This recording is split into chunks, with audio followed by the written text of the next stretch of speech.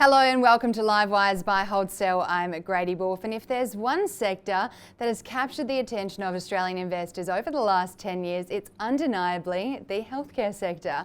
But with the likes of the powerhouses like CSL underperforming in recent times, I thought we'd take it to the experts today to see where the smaller hidden gems are of the smaller end of the healthcare sector. To do that, I'm joined by Tim Johnston from Tyndall Asset Management and Tobias Yao from Wilson Asset Management. Gentlemen, thanks for joining me today. Thanks, Tim, Thanks for having us. I'll start with you. Now, the healthcare sector has underperformed since the onset of COVID-19. Do you think that they can come back from here? I certainly think there are opportunities in the healthcare sector, but on balance, I think the sector underperforms in the next 12 months, primarily because the valuation multiples that the sector's trading at still need to correct. If you go back to pre-COVID and the run-up to COVID, 2016 through 2019, the valuation multiples in the sector expanded quite enormously. CSL, by way of example, went from a historic average of around 22 times up to 45 times at the peak of its valuation range, and now it's trading back at about 30 times. So still a fair way to correct before we're back to historic averages. Tobias, what are your thoughts on this? Yeah, so we do see value in some of the traditional healthcare names. You know, as Tim has touched on, COVID was a very disruptive period, initially to the top line of many of these businesses, and then we've had a whole raft of cost issues, cost inflation, employee absenteeism, GP copay and availability issues, and even patient cancellations, to name a few. So that's really impacted the margins of many of these businesses, and so the valuation has come off. Now we believe right now a lot of that negativity is priced into the share price.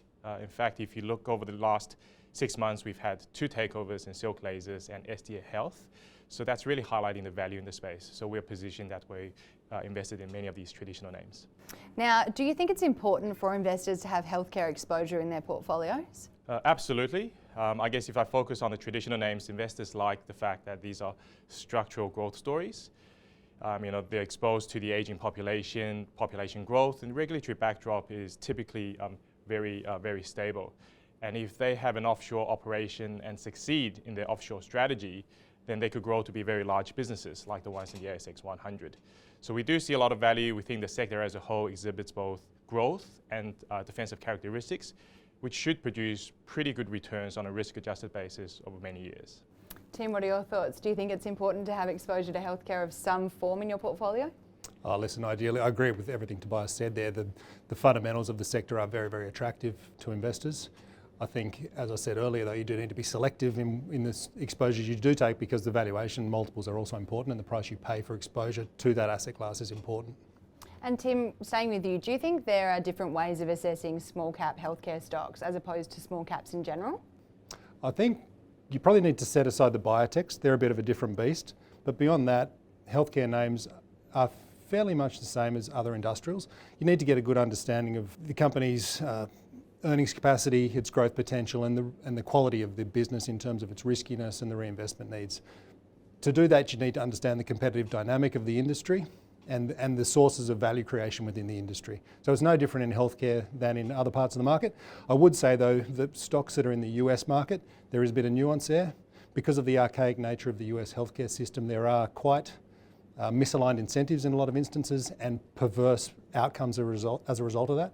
Not always easy to identify, so investors do need to spend a lot of time looking at that market in particular. The US is definitely a different beast, isn't it? Now, do you see any other metrics that you need to assess when looking at healthcare stocks compared to small caps? Yeah, so if I take a step back, at Wilson Asset Management, our investment process is to look for undervalued growth companies with catalysts that could re-rate the share price.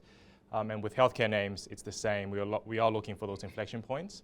I guess specifically to your question, we do spend a lot more time on the regulatory backdrop and the funding environment. So as with SDA, when we first invested in the business over 2 years ago, we also spend a lot of time trying to work out the market share gains and losses. So you get regular Medicare data that comes out, so you can see where the trends are going. You're just having to figure out why it's happening and why certain players are winning share. Now, Tobias, I'll stay with you. When it comes to small cap healthcare stocks, is it safer to play the traditional routes like aged care, blood testing, imaging, or do you see there's opportunity in the biotech space? Yeah, so we believe it depends on the risk appetite and the time horizon of the investor. Historically, we haven't really played in the biotech space as much, unless we see a very clear catalyst and very attractive risk reward trade-offs, so such as Neuron earlier in the year. We're a little bit boring, so we play more in the traditional healthcare names and things we can understand, we can track, and that's not really relying on binary outcomes. Yeah, absolutely. Tim, thoughts on this one? Do you think that it's important to have the specialist skills and knowledge before delving into this space, or are you a more traditional investor in the healthcare space? It's certainly safer to players to buy a set in that established part of the market. Those early stage biotechs are extraordinarily risky and very much a binary outcome. I think that in those instances you do need to lean on the experts in their field, because there's no one who's got sufficient expertise across the range of biotechs that can have strong insights into all of them. So for that reason, when we are looking at biotechs, we do rely heavily on experts in the field. Absolutely. Now, it's my favourite part of the episode where I ask the experts to bring some stock picks and their different opportunities for us, for the audience here at Livewire.